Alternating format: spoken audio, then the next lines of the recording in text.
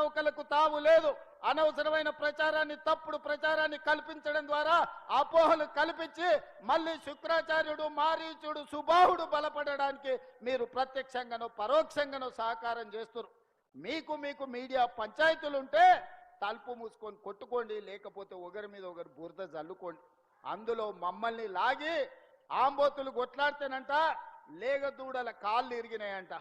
ఇద్దరు మీడియా యజమానులు కొట్లాడుకుంటే మీరు కొట్లాడుకోండి, కానీ మా మంత్రులని బదనాం చేసే కార్యక్రమాన్ని మీరు తీసుకోకండి. దయచేసి ప్రత్యక్షంగానో పరోక్షంగానో మీరు రాస్తున్న రాతలు, చూపిస్తున్న చూపులు మారీచుడి సుబావులకు, శుక్రాచార్యునికి సహకారం అందించినట్టుగా ఉంటుంది. ఒక్కసారి ఆలోచన చేసి వాస్తవాలను తెలుసుకొని రాసే ముందు మమ్మల్ని వివరణ అడగండి.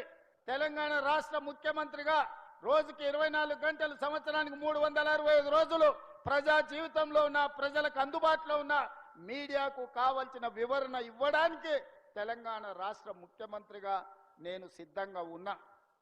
ఏదైనా వార్త ఏ టీవీలో వచ్చినా, ఏ పేపర్లు వచ్చినా, ఏ సోషల్ మీడియాలో వచ్చినా నా ఎమ్మెల్యేల మీద, నా ఎమ్మెల్సీల మీద, ఎంపీల మీద, మంత్రుల మీద ఎవరి మీద ఆరోపణ వచ్చినా వాళ్ళందరికీ నాయకుడిగా, కుటుంబ పెద్దగా అది నా గౌరవానికి భంగం కలిగిస్తుంది, నా నాయకత్వం పట్ల అపోహలను కలిగిస్తుంది. ఇలాంటి విషయాలలో ఎలాంటి కాంప్రమైజ్ లేదు. మా మంత్రుల మీద ఏదొచ్చినా రాసే ముందు నన్ను వివరణ అడగండి. ఈ ప్రభుత్వాన్ని అందరినీ సమన్వయం చేసుకొని, అందరి సహకారం తీసుకొని, అనుభవజ్ఞులైన తుమ్మల లాంటి వాళ్ళ అనుభవాన్ని తీసుకొని ఈరోజు ఈ ప్రభుత్వాన్ని నడుపుతున్నాం. 24 గంటలు పని చేయాలి అంటే